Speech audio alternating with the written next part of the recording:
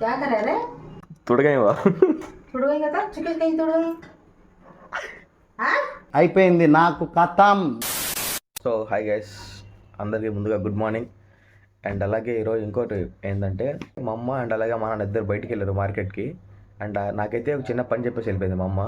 So అదేంటంటే stove పైన పాలు పెట్టేసి వెళ్ళిపోయింది, వచ్చేలోపు ఆఫ్ చేయాలని చెప్పింది.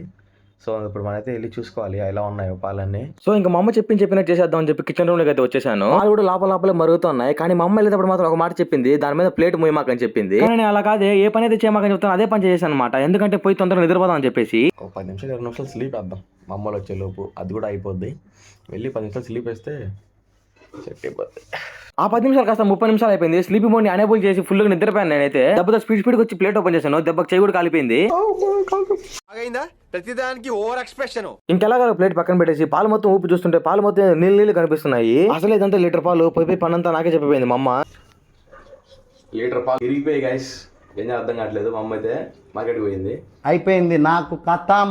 గైస్ మా అమ్మ కూడా వచ్చేసింది.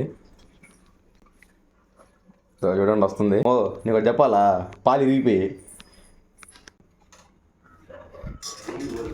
చూద్దాం మా అమ్మ రియాక్షన్ ఎలా ఉన్నాయో. పాలు విరిగిపోయి అని చెప్పాను. क्या कर रहे रे?